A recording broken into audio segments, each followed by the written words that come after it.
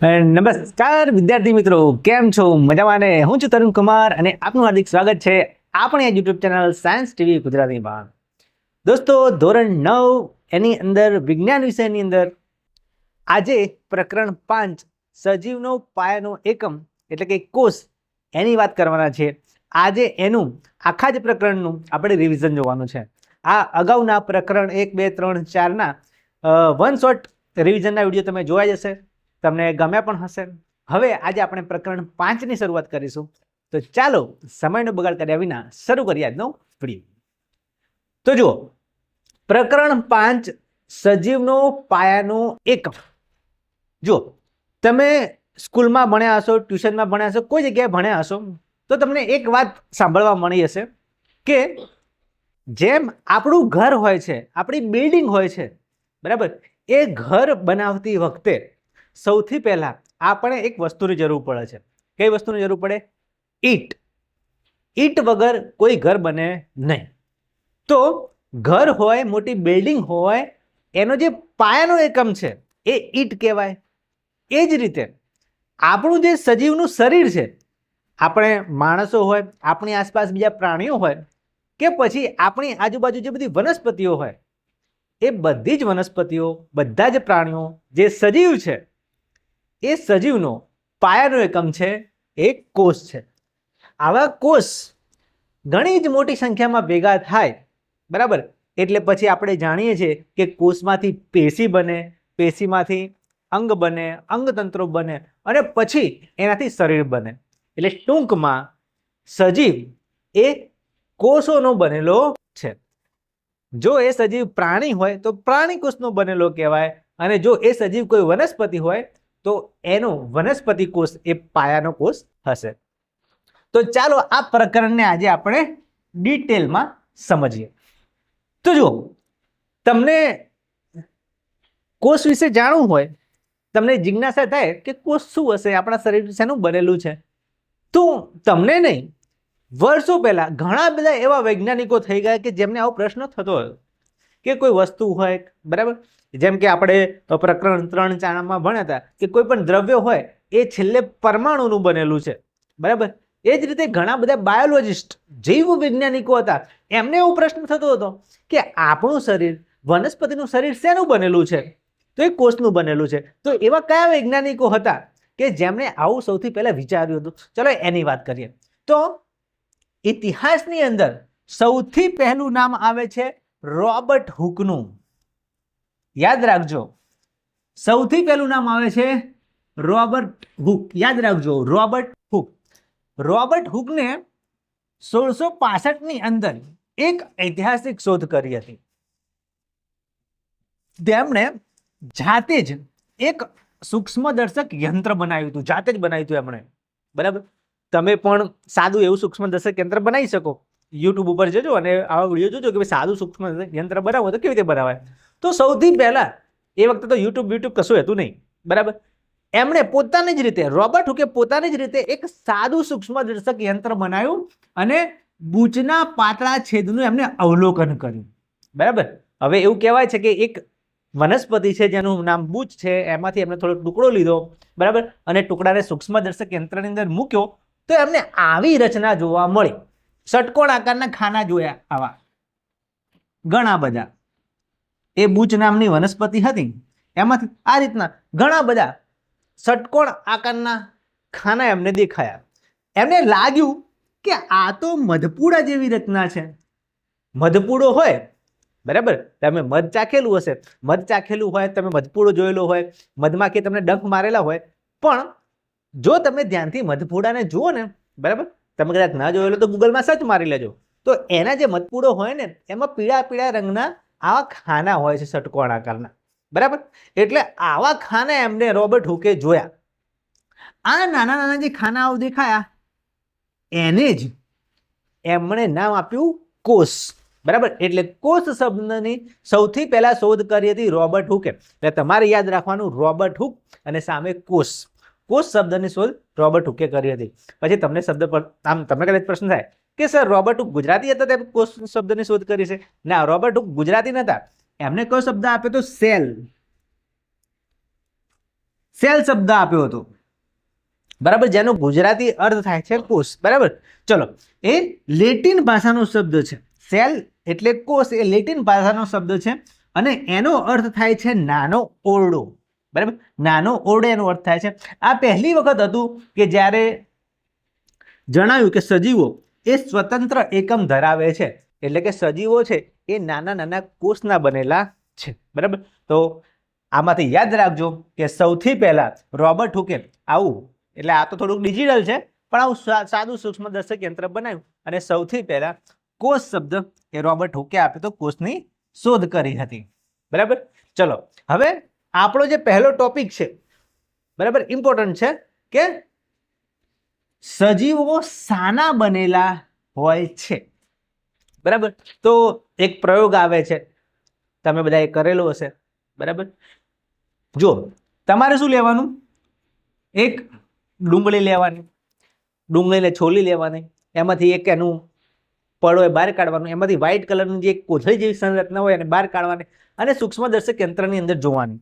તો તમે ડુંગળીના કોષોને પણ જોઈ શકો છો, બરાબર. એ બતાવે છે કે ડુંગળી છે એ પણ કોષોની બનેલી છે. એટલે ડુંગળી છે શું, એ વનસ્પતિ છે, સજીવ છે, બરાબર. ડુંગળીના કદ સાથે કોષોની સંરચનાનો કોઈ સંબંધ નથી. વિવિધ કદની ડુંગળીમાં એક જેવી જ નાની સંરચનાઓ જોવા મળે છે. એટલે તમે આ ડુંગળીને તમે જુઓ તેમાં તમને નાની નાની સંરચના જોવા મળે, એ ડુંગળીના કોષો છે, બરાબર. આ નાની નાની સંરચનાઓ જ એ સજીવનો મૂળભૂત રચનાત્મક એકમ છે, જેને આપણે કહીએ છીએ કોષ, બરાબર. અહીંયા તમને એક આ રીતનું બતાવવામાં આવ્યું છે કે ભાઈ એક એનિમેશન તરીકે કે આ ડુંગળી છે એ કોષોની બનેલી છે. તમે સૂક્ષ્મદર્શક યંત્રની અંદર ડુંગળીના કોષોને જોઈ શકો છો. જુઓ, હવે અગત્યનું તમારી પરીક્ષામાંથી પૂછાય એવું કે આમ તો તમારી બુકની અંદર ઘણા બધા વૈજ્ઞાનિકો બધા આપેલા જ છે કે કયા વૈજ્ઞાનિકોએ શું કર્યું. પહેલા એની વાત કરી લઈએ. તો જુઓ, સૌથી પહેલા તો વાત કરીએ આપણે રોબર્ટ હુકની, બરાબર. એ વાત કરી લીધી કે 1665માં એમને બૂચમાંથી કોષ શબ્દ એમણે આપ્યો હતો, કોષની શોધ કરી હતી રોબર્ટ હુકે. એટલે પહેલું ઇમ્પોર્ટન્ટ વસ્તુ છે, આ યાદ રાખજો, રોબર્ટ હુક. પછી છે લ્યુવાન હોક, એમને ખાબોચિયામાં સૌ પ્રથમ વખત મુક્તજીવી કોષોનું સંશોધન કર્યું હતું લ્યુવાન હોકે 1674ની અંદર, બરાબર. આપણે વર્ષ કંઈ યાદ રાખવાની જરૂર છે નહીં. આ ઇમ્પોર્ટન્ટ છે, આ યાદ રાખજો. સ્લેડન અને સ્વન નામના વૈજ્ઞાનિકે શું કર્યું હતું એ ઇમ્પોર્ટન્ટ છે, તમારી પરીક્ષામાં પૂછાય એવું છે કે સ્લેડન અને સ્વન નામના વૈજ્ઞાનિકે કોષવાદ આપ્યો હતો, બરાબર. સેલ થિયરી આખો એમને મોટો સિદ્ધાંત આપ્યો હતો, બરાબર. એટલે આપણે કોઈ સિદ્ધાંત મળવાનો છે નહીં, એટલે તમે ચિંતા ના કરતા, બરાબર. ખાલી યાદ રાખજો કે સ્લેડન અને સ્વને કોષવાદ રજૂ કર્યો હતો. બધી જ વનસ્પતિઓ અને પ્રાણીઓ કોષોના બનેલા છે એવું એમાં કહેવામાં આવ્યું હતું. પછી વિલ્સન નામના એક જે વૈજ્ઞાનિક થઈ ગયા, એમને પૂર્વ અસ્તિત્વ ધરાવતા કોષોમાંથી નવા કોષો બને છે એવું વિલ્સોવે કહ્યું હતું, બરાબર. પૂર્વ અસ્તિત્વ ધરાવતા કોષો એટલે જે પહેલા કોષો હોય એમાંથી વિભાજન થાય અને નવા કોષો બને, જૂના કોષોમાંથી નવા કોષો બને એવું વિલ્સોવે કહ્યું હતું, એ પણ યાદ રાખજો, બરાબર. પછી એક ઇમ્પોર્ટન્ટ આ છે રોબર્ટ બ્રાઉન, એમણે કોષ કેન્દ્રની શોધ કરી હતી. રોબર્ટ બ્રાઉન અને રોબર્ટ હુક બે અલગ અલગ જીવ વૈજ્ઞાનિકો છે, યાદ રાખજો. રોબર્ટ હુકે કરી હતી કોષની શોધ, રોબર્ટ બ્રાઉને કરી હતી કોષ કેન્દ્રની શોધ, બરાબર. અને આ ઇમ્પોર્ટન્ટ છે, પરકિન્જે શું કર્યું હતું તો એમને કોષના પ્રવાહી દ્રવ્ય માટે પ્રોટોપ્લાઝમ શબ્દ આપ્યો હતો, બરાબર. તો આટલા ઇમ્પોર્ટન્ટ છે બધા, એમાંથી આ ખાસ રોબર્ટ હુક, રોબર્ટ બ્રાઉન, પરકિન્જે અને સ્લેડન અને સ્વન, આ ચાર જે જીવ વૈજ્ઞાનિકોનું છે એમાંથી ઘણી વખત પૂછાઈ જતું હોય છે. વિલ્સોવનું અને લ્યુવાન હોકનું ઓછું પૂછાય છે, બાકીના ચારનું વધારે ઇમ્પોર્ટન્ટ છે. એટલે એમનું કામ યાદ રાખજો કે આ જૈવ વૈજ્ઞાનિકોએ શું કર્યું હતું.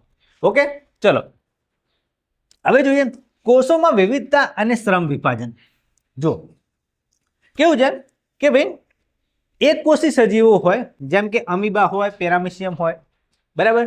ત્યાંથી લઈને મોટા સજીવોની વાત કરો, બહુકોષી સજીવો જેમ કે મનુષ્ય, એ બધાની અંદર કોષોનો આકાર અને કદ તેમના વિશિષ્ટ કાર્યને સંબંધિત હોય છે. પ્રત્યેક કોષ વિશિષ્ટ ઘટકો એટલે કે અંગિકાઓ ધરાવે છે જેના દ્વારા ચોક્કસ કાર્યો થાય છે. કહેવાનો મતલબ એમ છે કે ભાઈ એકદમ નાનો એક કોષી સજીવ લો તમે, અમીબા, કે આપણા જેવો મોટો સજીવ લો મનુષ્ય, આ બધા જ શેના બનેલા છે? કોષોના બનેલા છે. કોષોની અંદર શું હોય? તો કોષોની અંદર વિશિષ્ટ પ્રકારની અંગિકાઓ આવેલી હોય, અંદર કંઈક કંઈક એવી વસ્તુ આવેલી હોય, બરાબર? એમ વિચારો તમે કે સ્પેર પાર્ટ અંદર આવેલા હોય, એ બધા જ સ્પેર પાર્ટ અલગ અલગ પણ વિશિષ્ટ કામ કરે, બરાબર? એની વાત આપણે આગળ કરીશું. એટલે અમીબા હોય કે મોટો મનુષ્ય હોય, બધા જ કોષોના બનેલા છે અને કોષની અંદર જુદી જુદી અંગિકાઓ આવેલી હોય છે. એના આધારે કોષ જુદું જુદું કામ કરે છે. થોડાક ઉદાહરણ લઈએ. જેમ કે આપણા શરીરમાં આવે સ્નાયુ કોષ, બરાબર? આપણા હાથની અંદર હોય, પગની અંદર હોય, જેનાથી આપણે હલનચલન કરીએ, બોક્સિંગ કરીએ, બરાબર? તમે મસ્તી કરતા હશો, મારપીટ કરતા હશો, તો એની અંદર આપણા સ્નાયુ કામ આવે, બરાબર? સ્નાયુ, તો એ સ્નાયુ છે, બરાબર? આપણે જે હલનચલન કરીએ છીએ એને કહેવાય સ્નાયુ પેશી. અને સ્નાયુ પેશી છે એ બનેલી હોય સ્નાયુ કોષોની. યાદ રાખજો, આ છે સ્નાયુ કોષો, બરાબર? જો એક સાથે ગોઠવાયેલા છે એટલે સ્નાયુ પેશી બનાવે છે. એ શું કરશે? એનું શું કામ છે? તો સંકોચન અને વિસ્તરણ માટે સક્ષમ છે. એટલે આપણે એનું સંકોચન પણ કરી શકીએ, એનું વિસ્તરણ પણ કરી શકીએ, એટલે મજબૂત પણ થાય અને ઢીલા પણ પડી જાય, બરાબર? એટલે એ સ્નાયુ કોષો છે, બરાબર? પછી જુઓ, પછી બીજો એક કોષ છે ચેતાકોષ. આ ઇમ્પોર્ટન્ટ છે ભાઈ, યાદ રાખજો. ચેતાકોષ છે એની આકૃતિ ધોરણ 10 માં પણ પૂછાય છે, ધોરણ 9 માં પણ પૂછાય છે, એટલે આકૃતિ તમે જોઈ લેજો આ રીતની, બરાબર? પછી કોઈ વખત બતાવીશું કે કેવી રીતે દોરવાની, બરાબર? આ ચેતાકોષની આકૃતિ છે, ઘણી વખત દોરવાની પૂછાય છે. ધોરણ 9 માં પણ પૂછાય છે, ધોરણ 9 માં તૈયાર કરી દો, 10મા ધોરણમાં પણ પૂછાશે. તો જો ચેતાકોષ છે એનું કામ શું છે? તો સંદેશાનું વહન કરે. પછી સંદેશાઓના વહન માટે એનો આકાર છે એ લંબાયેલો હોય છે, બરાબર? એક જગ્યાએથી બીજી જગ્યાએ સંદેશો પહોંચાડવો હોય તો ચેતાકોષ વડે એ શરીરની અંદર સંદેશો પહોંચાશે, અને એની આકૃતિ ઇમ્પોર્ટન્ટ છે. પછી આપણા શરીરમાં આવેલા હોય રુધિર કોષો, જેને આપણે રેડ બ્લડ સેલ કહીએ છીએ, RBC, રેડ બ્લડ સેલ, લાલ રંગના રક્તકણો, બરાબર? એ શેના માટે છે? તો એ કદાચ તમે જાણતા હોય કે આપણા શરીરની અંદર જે રુધિર છે, રુધિરની અંદર હિમોગ્લોબિન હોય, બરાબર? ઓક્સિજન અને કાર્બન ડાયોક્સાઇડના વહન માટે, એ બધા માટે આ જરૂરી છે રક્તકણો, બરાબર? અને એ રુધિરાભિસરણ માટે અનુકૂળ છે, એટલે લોહીને આખા શરીરમાં ફેરવે છે. તો આ પ્રકારના કોષો આપણા શરીરમાં આવેલા છે. જો હવે નેક્સ્ટ ટોપિક છે, કોષ શાનો બનેલો છે? કોષનું બંધારણીય આયોજન શું છે? એટલે ટૂંકમાં કોષની અંદર શું હોય? તો જો કોષની અંદર મોટા ભાગે આ ત્રણ વસ્તુ હોય. આ કોષમાંથી ત્રણ વસ્તુને અલગ પાડી દીધી. જો કોષ આમ તો કેવું હોય, ચલો જો ભાઈ, આ છે કોષ, વચ્ચે હોય કોષ કેન્દ્ર, એ તમને અહીંયા પહેલું બતાવી દીધું છે. આ છે કોષ કેન્દ્ર, બરાબર? આજુબાજુ અહીંયા એક જાતનો રસ ભરેલો હોય, પ્રવાહી દ્રવ્યો હોય, બરાબર? એને કહેવાય કોષ રસ. અને સૌથી બહાર અહીંયા થોડુંક આવરણ જેવું હોય, એને કહેવાય કોષ રસ પટલ. કોષ રસની આજુબાજુ ઘેરાયેલો પડદો એટલે કોષ રસ પટલ. તો મુખ્ય ત્રણ વસ્તુ તમારે યાદ રાખવાની. કોષની અંદર શું હોય? તો અંદર એક કોષ કેન્દ્ર હોય, આજુબાજુ કોષ રસ હોય, અને એની બહાર કોષ રસ પટલ હોય, બરાબર? અહીંયા એમ ના માનતા કે સાહેબ આ શું ડાયમંડ વાયમંડ શું દોરેલા છે. એ ખાલી બતાવે છે કે કોષ રસની અંદર અહીંયા આ બધી વસ્તુ એટલે કે જુદી જુદી અંગિકાઓ પણ આવેલી હોય છે, જે જુદું જુદું કામ કરે છે. આગળ આપણે જોઈશું. તો મુખ્ય આ વસ્તુ છે કે તમે સૂક્ષ્મદર્શક યંત્ર નીચે કોઈ કોષને તમે જુઓ તો એ કોષની અંદર મુખ્ય ત્રણ વસ્તુ, ત્રણ લાક્ષણિકતાઓ તમને જોવા મળશે. કે કોષની અંદર એક હશે કોષ કેન્દ્ર, કોષ રસ અને કોષ રસ પટલ. આ ત્રણ વસ્તુ યાદ રાખશું. ચલો હવે એમાંથી સૌથી પહેલા આપણે વાત કરીએ કોષ રસ પટલની, અથવા એને કહેવાય કોષીય પટલ. યાદ રાખજો, કોષ ત્રણ વસ્તુનું બનેલું છે. કોષ કેન્દ્ર, કોષ રસ અને કોષ રસ પટલ. આમ તો આપણે ત્રણે ત્રણ વસ્તુનો અભ્યાસ કરવાનો છે, પણ પહેલા આપણે જોઈએ શું જોઈએ? બોલો શું જોઈએ? કોષ રસ પટલ. જુઓ આ બતાવ્યું તમને કોષ રસ પટલ. સૌથી બહારની બાજુ એક પડદા જેવું આવરણ, બરાબર? એમ માની લો કે અહીંયાથી મોટું એક કોષ છે, બરાબર? એની આ સૌથી બહારની બાજુ એટલે આ કોષ રસ પટલ તમને બતાવેલું છે. તમે જુઓ આ રીતનું કોષ રસ પટલ હોય, બરાબર? બરાબર. આ તમે કે સર આટલું મોટું હોય એટલે ભાઈ કોષ નાનો એટલે કોષ રસ પટલ આટલું મોટું ના હોય, પણ આ સૂક્ષ્મદર્શક કેન્દ્રની જુઓ અને એને પણ ઝૂમ કરતા જાઓ તો આ રીતનું તમને કોષ રસ પટલ દેખાય, બરાબર? ચલો હવે જો પરીક્ષામાં પૂછાય તો તમારે પહેલી વસ્તુ આ સમજાવવી પડે, કોષ રસ પટલ કેવું હોય. તો મોસ્ટ ઇમ્પોર્ટન્ટ વસ્તુ કે કોષ રસ પટલ એ પસંદગીમાન પ્રવેશશીલ પટલ છે. તમે કહો સર આટલા ભારે 10-10 કિલોના શબ્દો લાવો છો ક્યાંથી? એટલે મારા ઘરેથી નથી લાવતો. જુઓ શું કહે છે? કોષ રસ પટલ એ પસંદગીમાન પ્રવેશશીલ પટલ છે. એટલે કે આ કોષ રસ પટલ એની પસંદગી પ્રમાણે, એની ઈચ્છા પ્રમાણે કોઈ વસ્તુને અંદર દાખલ થવા દે અથવા કોઈ વસ્તુને અંદરથી બહાર જવા દે, એની પસંદગી. પ્રવેશશીલ એટલે પ્રવેશ, કોઈ વસ્તુ, કોઈ બેક્ટેરિયા, કોઈ વાયરસનો અંદર પ્રવેશ કરવા દેવો કે ના કરવા દેવો એ એની પસંદગી ઉપર છે, બરાબર? એની પસંદગી વડે, એના વડે, પોતાના વડે જાતે નિર્ણય લેશે કે કોઈ વસ્તુ અંદર ઘૂસવા દેવી કે ના દેવી, બરાબર? કોષનું સૌથી બહારનું લવચિક આવરણ છે. જો પૂછાય તો તમારે પહેલું વસ્તુ આ લખવાનું કે આ કોષનું સૌથી બહારનું આવરણ છે એ શેનું બનેલું છે?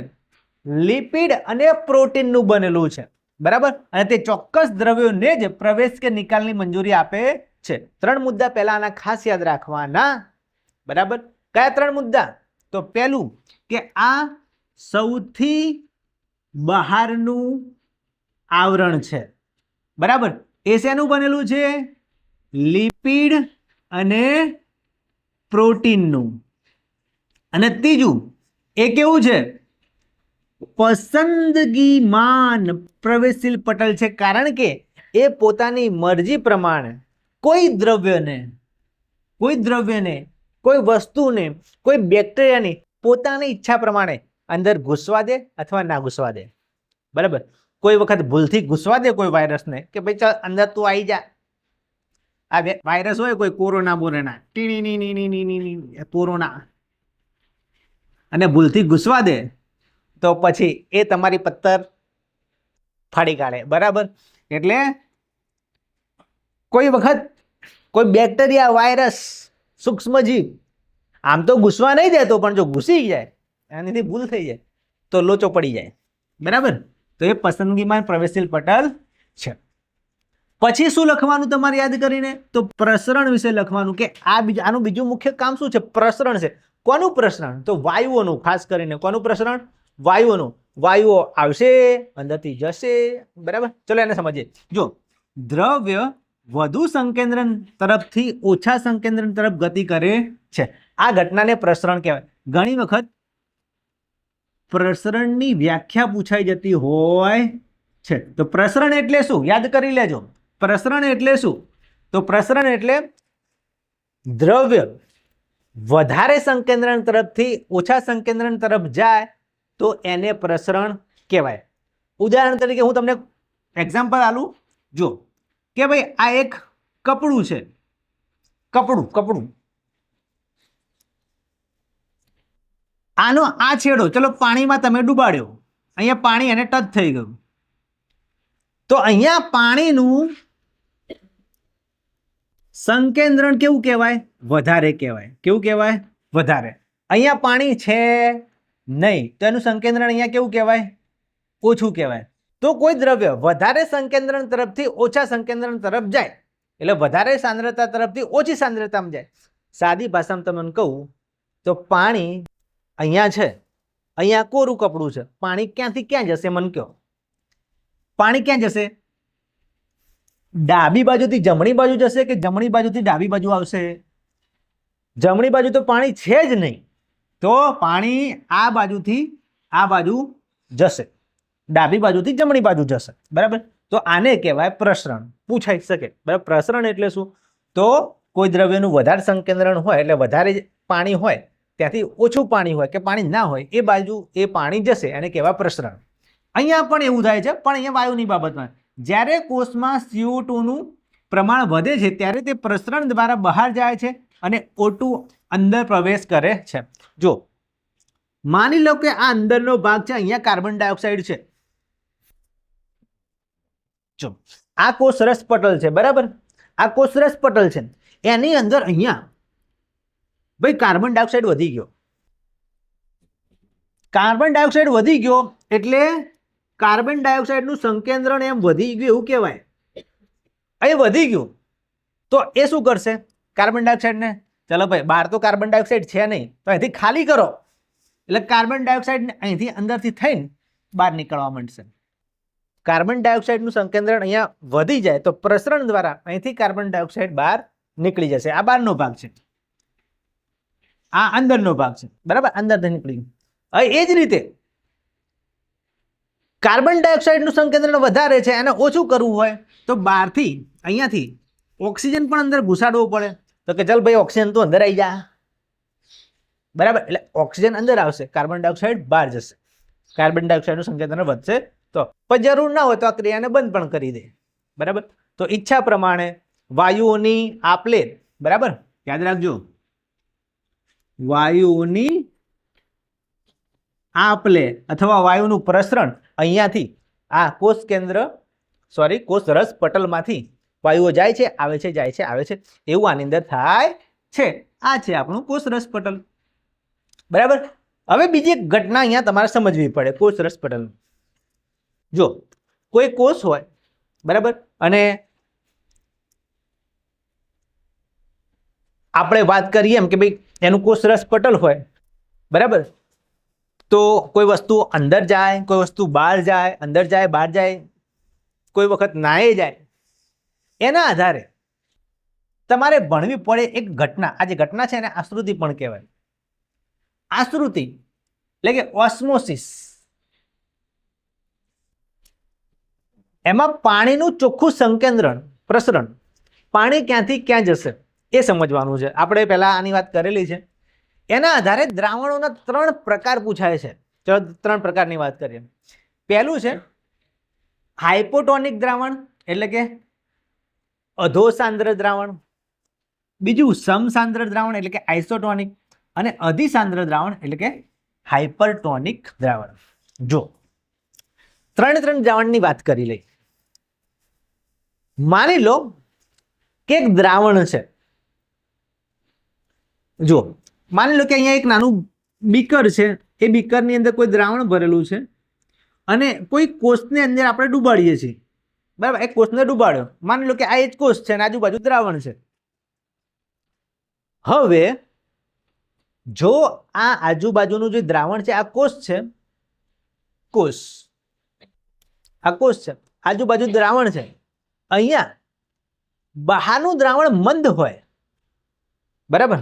બહારનું દ્રાવણ, અહીંનું દ્રાવણ મંદ હોય અને કોષની અંદરનું દ્રાવણ સાંદ્ર હોય.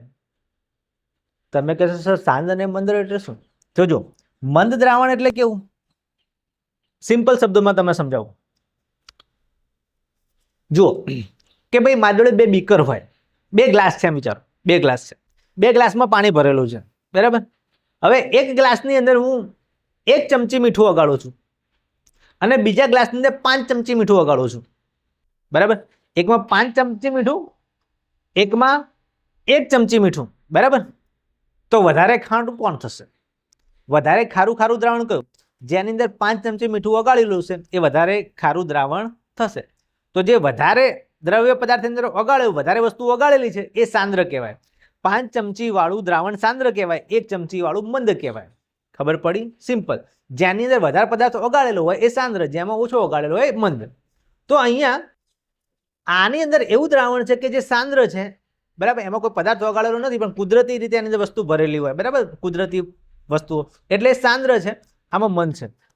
હવે પ્રસરણની ઘટના શું કહે છે કે પાણી પાણી ક્યાંથી ક્યાં જાય? યાદ રાખજો, પાણી મંદથી સાંદ્ર તરફ જાય છે. અહીંયા પાણી વધારે છે, અહીંયા પાણી ઓછું છે, તો વધારેથી ઓછું તરફ જાય. મંદ એટલે એમાં પાણી વધારે હોય, દ્રાવ્ય પદાર્થ ઓછો હોય, તો પાણી અહીંથી અંદર જશે, તો એક કોષની અંદર પાણી ઘૂસી જશે અને કોષ છે એ ફૂલી જશે. આ કોષ શું થશે? ફૂલી જશે. તો આ જે દ્રાવણ હતું, જે મંદ હતું કોષની સરખામણીમાં, એને હાઇપોટોનિક દ્રાવણ કે અધો સાંદ્ર દ્રાવણ કહે છે. ચલો બીજું દ્રાવણ જોઈ લો કે જો આની આજુબાજુમાં એક દ્રાવણ ભરેલું છે, એ કોષની અંદર જેટલું સાંદ્ર દ્રાવણ છે ને એટલું જ સાંદ્ર દ્રાવણ બહાર છે. બંને સરખા સરખા છે, તો અહીંથી પાણી અંદર પણ નહીં જાય, અંદરથી બહાર પણ નહીં આવે, બરાબર. અથવા એમ કહી શકો કે તમે જેટલું પાણી અંદર જશે એટલું પાણી બહાર આવશે, પણ આપણને ખબર નહીં પડે કે પાણી અંદર ગયું કે બહાર ગયું. એમ માની લો કે પાણી અંદર પણ નહીં જાય, બહાર પણ નહીં જાય, એટલે આ કોષ જેમ છે એમનો એમ જ રહેશે. તો આ જે દ્રાવણ છે એને સમસાંદ્ર દ્રાવણ કહેવાય. એટલે બંને જગ્યાએ સરખું સરખું સાંદ્ર હતું. અહીંયા મંદ હતું તો એટલું જ અહીંયા મંદ હતું, અહીંયા સાંદ્ર હતું તો સાંદ્ર હતું. તો આવા દ્રાવણને કહેવાય સમસાંદ્ર દ્રાવણ. બંને માધ્યમમાં પાણીનું સંકેન્દ્રણ સમાન હોય છે, પરિણામે કોષના કદમાં કોઈ ફેરફાર થતો નથી. અહીંયા કોષ નાનો પણ નહીં થાય, મોટો પણ નહીં થાય. છેલ્લું દ્રાવણ જોઈ લઈએ, અધિસાંદ્ર દ્રાવણ. કે જો આ કોષ છે અને એની બહારનું દ્રાવણ સાંદ્ર હોય, અહીંયા સાંદ્ર દ્રાવણ છે અને કોષની અંદર મંદ દ્રાવણ હોય, તો શું થશે? તો મંદ દ્રાવણની અંદર પાણી વધારે હોય તો એ પાણી બહાર આવી જશે. કોષ મોટો હોય એમાંથી પાણી બહાર આવી જાય એટલે બિચારો કોષ શું થાય? ચીમળાઈ જાય. શું થાય? ચીમળાઈ જાય. કોષ નાનો થઈ જાય, સુકાઈ જાય બિચારો, એમાંથી હવા નીકળી જાય બધી, બરાબર. તો આ જે દ્રાવણ છે એને કહેવાય અધિસાંદ્ર દ્રાવણ. હવે છેલ્લે આ ત્રણના હું તમને એક ઉદાહરણ કહી દઉં છું એટલે તમને ખ્યાલ આવી જશે. જો માની લો કે તમારી જોડે આપણે દ્રાક્ષ છે, દ્રાક્ષની સિઝન છે, મસ્ત લીલાછમ દ્રાક્ષ છે. એ દ્રાક્ષને તમે એક મીઠાના દ્રાવણમાં નાખો, બરાબર. તો જો તમે એવું કરશો તો એ આવું થશે. જો અહીંયા દ્રાક્ષ છે અને અહીંયા એકદમ ખારું ખારું દ્રાવણ લો મીઠાનું, એમાં દ્રાક્ષ મૂકી દો તો દ્રાક્ષમાંથી બધું પાણી બહાર નીકળી જશે અને દ્રાક્ષ ચીમળાઈ જશે. પણ જો કોઈ સૂકી દ્રાક્ષ હોય, ચીમળાયેલી દ્રાક્ષ, આવી સૂકી દ્રાક્ષ લેવાની, અહીંયા સૂકી દ્રાક્ષ લેવાની, લખાતું નહીં,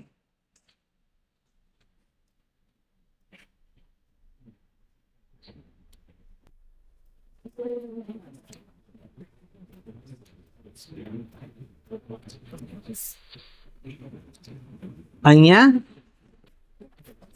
સૂકી દ્રાક્ષ લેવાની ચીમળાયેલી, એને જો તમે પાણીમાં નાખો તો પાણી એની અંદર ઘૂસી જશે અને એ દ્રાક્ષ ફૂલી જશે, બરાબર. તો એ દ્રાવણ કહેવાશે હાઇપોટોનિક દ્રાવણ. પણ જો તમે એવું કરો કે દ્રાક્ષ છે એમાંથી નીચોઈને દ્રાક્ષનો રસ કાઢો, દ્રાક્ષનો રસ, અને એની અંદર આ દ્રાક્ષ ઉમેરો, તો દ્રાક્ષની અંદરનો રસ ને બહારનો રસ સરખો થશે, તો એમાં પાણી અંદર પણ નહીં જાય, બહાર પણ નહીં જાય. તો આવું દ્રાવણ કહેવાશે સમસાંદ્ર દ્રાવણ, બરાબર. તો જો કોષ ચીમળાઈ જાય તો અધિસાંદ્ર દ્રાવણ, કોષ ફૂલી જાય તો હાઇપોટોનિક દ્રાવણ કે અધોસાંદ્ર દ્રાવણ, અને કંઈ ના થાય તો સમસાંદ્ર દ્રાવણ કહેવાય. ઓકે, તો આ હતા 3 દ્રાવણો સાંદ્રતાના આધારે. હવે આગળ જોઈએ તો બીજા નંબરે આપણે કોષ દિવાલ, જે બુકની અંદર થોડું ઓછું આપેલું છે, ટૂંકું આપેલું છે, પણ આપણે એને બરાબર સમજીને યાદ કરવું પડશે. તો જુઓ, અહીંયા કોષ દિવાલ કોને કહેવાય? તો વનસ્પતિ કોષોમાં કોષરસ પટલની બહાર આવેલું સખત આવરણ, જે મોટા ભાગે સેલ્યુલોઝનું બનેલું છે, તે વનસ્પતિને બંધારણીય મજબૂતાઈ આપે છે. આને કોષ દિવાલ કહેવાય છે. જુઓ, માની લો કે આ એક કોષ છે, બરાબર. આ એક કોષ છે, એ પણ કયો કોષ? વનસ્પતિ કોષ છે, બરાબર. મોટા ભાગે વનસ્પતિ કોષની અંદર જે બહારનું આવરણ હોય એને કોષ રસ પટલ કહેવાય. યાદ રાખજો, કોષ રસ પટલ. પણ એની પણ બહાર અહીંયા એક સખત આવરણ આવેલું હોય છે. કોષ રસ પટલની બહારની બાજુ એક મજબૂત કઠણ આવરણ આવેલું હોય છે, જેને કહેવાય છે કોષ દિવાલ. અને શેનું બનેલું હોય છે? યાદ રાખજો, શેનું બનેલું હોય છે? સેલ્યુલોઝનું બનેલું હોય છે. બરાબર. અને એ શું કામ કરશે? તો કોષને મજબૂતાઈ આપશે. બરાબર. કોષ રસ પટલની બહારનું સખત આવરણ જે સેલ્યુલોઝનું બનેલું હોય છે એને કોષ દિવાલ કહેવાય, અને એ મજબૂતાઈ આપવાનું કામ કરે છે. તો કોષ દિવાલ પૂછાય તો મેન વસ્તુ આ 4 મુદ્દા લખવા પડે. હવે જુઓ, એક ઘટના તમારે સમજવાની આવે છે, રસ સંકોચન, જેને કહેવામાં આવે છે પ્લાઝ્મોલાઇસિસ. રસ સંકોચન એટલે શું? તો ઘણી વખત આ ઘટના બનતી હોય છે કે જ્યારે કોઈ જીવંત કોષ હોય, જીવંત વનસ્પતિ કોષ હોય, એ આશ્રુતિ દ્વારા પાણી ગુમાવે. હમણાં આપણે વાત કરી કે કોઈ દ્રાવણની અંદર કોષને મૂકીએ અને એ પાણી ગુમાવીને પોતે ચીમળાઈ જાય. બરાબર. તો એ પાણી ગુમાવે છે ત્યારે આ રસ સંકોચનની ઘટના બને છે, જેની અંદર કોષ રસ એ કોષ દિવાલથી દૂર થાય છે અને એના કારણે એ જે રસ છે એ સંકોચાઈ જાય છે, અને એના કારણે એને રસ સંકોચન કહેવાય છે. બરાબર. આશ્રુતિ માત્ર જીવંત કોષોમાં જ થાય છે કે આ વસ્તુ પણ યાદ રાખજો. બરાબર. જુઓ, આ કોષ છે, આ કોષની અંદર વચ્ચે અહીંયા કોષ કેન્દ્ર બતાવ્યું છે, આ કોષ રસ છે, આ બાકીનો ભાગ શું છે? કોષ રસ. બરાબર. હવે આવા કોષને તમે કોઈ એવા દ્રાવણની અંદર મૂકી દો, બરાબર, કે જે એને જે દ્રાવણ છે, જેમ આપણે વાત કરી હતી હમણાં, અધિસાંદ્ર દ્રાવણ, સમસાંદ્ર દ્રાવણ અને અધોસાંદ્ર દ્રાવણ. એટલે તમારે આવા એક કોષને એવા દ્રાવણ મૂકી દેવાનું છે કે જે વધારે સાંદ્ર છે. બરાબર. હાઇપરટોનિક દ્રાવણ છે.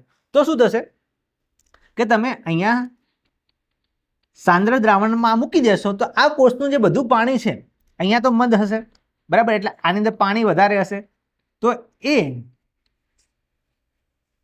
પાણી કોષમાંથી બહાર નીકળી જશે અને આ જે આખો કોષ રસ છે એ બધો શું થશે? આ કોષ દિવાલ છે એનાથી છૂટો પડશે અને સંકોચન થઈ જશે. જુઓ, આ થોડું સંકોચન તમને બતાવેલું છે. એટલે કોષ રસ અંદર ભેગો થઈ જશે, સંકોચાઈ જશે, એટલે આને રસ સંકોચન કહેવાય છે. બરાબર. આશ્રુતિની ઘટનાના કારણે. ચલો, હવે ત્રીજો ઇમ્પોર્ટન્ટ ટોપિક, કોષ કેન્દ્ર. કોષ કેન્દ્ર એટલે શું? આપણે જાણીએ કોષની અંદર આવેલું કેન્દ્ર, જેને કોષ કેન્દ્ર કહેવાય. હવે વસ્તુ ખાસ યાદ રાખજો, કોષ કેન્દ્ર શું કરશે? એ કોષનું મુખ્ય નિયંત્રણ કેન્દ્ર છે. સાહેબ, નિયંત્રણ કેન્દ્ર એટલે શું? નિયંત્રણ કેન્દ્ર એટલે શું?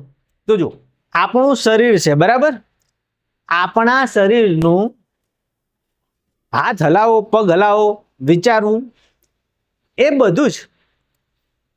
બધું જ જે કામ આપણે કરીએ છીએ એનું પ્રોસેસિંગ કે આદેશ કોણ આલે છે? આપણે જે પણ કરીએ છીએ, બરાબર, એનું પ્રોસેસિંગ કોણ કરે છે? તો આપણું મગજ કરે છે. બરાબર. તો આપણા શરીરનું મુખ્ય સેન્ટર મગજ છે. આપણા શરીરનું મુખ્ય સેન્ટર શું છે ભાઈ? મગજ છે. એ જ રીતે કોઈ કોષ હોય એનું મુખ્ય કેન્દ્ર જે આખા કોષનું હેન્ડલિંગ કરે એ કોણ કરે? કોષ કેન્દ્ર કરે. બરાબર. એટલે એને નિયંત્રણ કેન્દ્ર કહેવાય છે.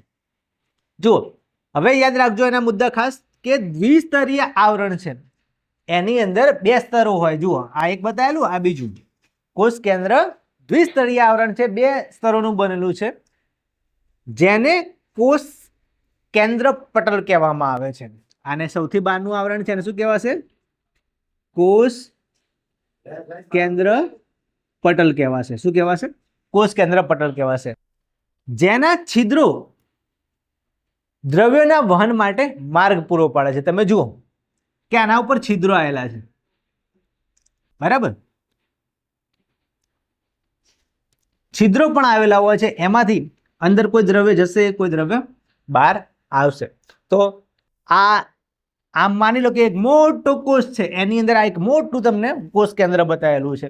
ફરીથી યાદ કરી લેજો કે કોષ કેન્દ્ર કેટલા આવરણનું બનેલું હોય? 2. કેટલા આવરણનું બનેલું હોય? 2 આવરણનું બનેલું હોય. એનું મુખ્ય કામ શું છે? એ નિયંત્રણ કેન્દ્ર છે. એટલે કોષનું નિયંત્રણ કરશે. બરાબર. એ જે બહારનું આવરણ છે 2 સ્તરનું બનેલું એને શું કહેવાય? કોષ કેન્દ્ર પટલ કહેવાય. શું કહેવાય? કોષ કેન્દ્ર પટલ. હવે કન્ફ્યુઝ ના થતા, જોઈ લો, સમજી લેજો. જો આ છે કોષ, આ શું છે? કોષ. શું છે? કોષ. આ એની અંદર શું છે? કોષ કેન્દ્ર. જે આ બતાવ્યું છે તમને મોટું કરીને, આ કોષ કેન્દ્ર છે. આ અંદરનો આ જે દડો છે આ છે કોષ કેન્દ્ર. બરાબર. એક કોષ કેન્દ્ર કેટલા આવરણનું બનેલું હોય? કેટલા આવરણનું બનેલું હોય? 2 આવરણ. દેખાય? 2 આવરણ દોર્યા. આ બંને આવરણ છે એ બનેલું જે બહારની દિવાલ છે એને શું કહેવાય?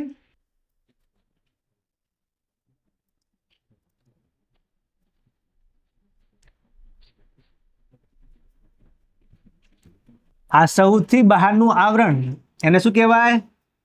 કોષ કેન્દ્ર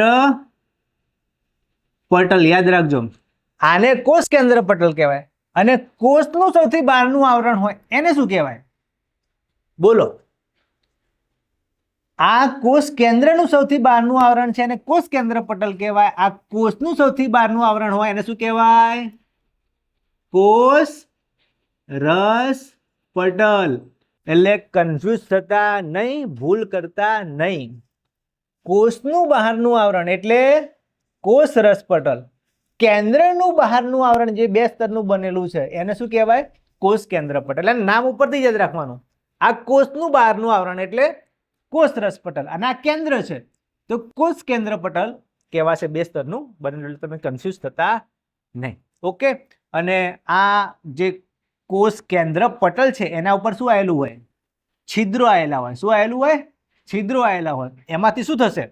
દ્રવ્યો. દ્રવ્યો એટલે પદાર્થો બહાર આવશે, અંદર જશે, આલમેલ કરશે. બરાબર.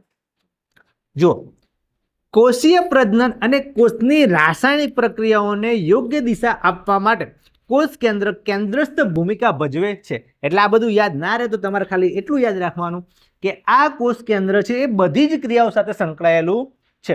કોષની બધી રાસાયણિક ક્રિયાઓ થાય એની અંદર પણ, અને કોષીય પ્રજનનની ક્રિયાઓ થાય, શ્વસનની ક્રિયાઓ થાય, બધી જ ક્રિયાઓ સાથે આ કોષ કેન્દ્ર સંકળાયેલું છે. ચલો હજુ ડિટેલમાં જોઈએ આગળ.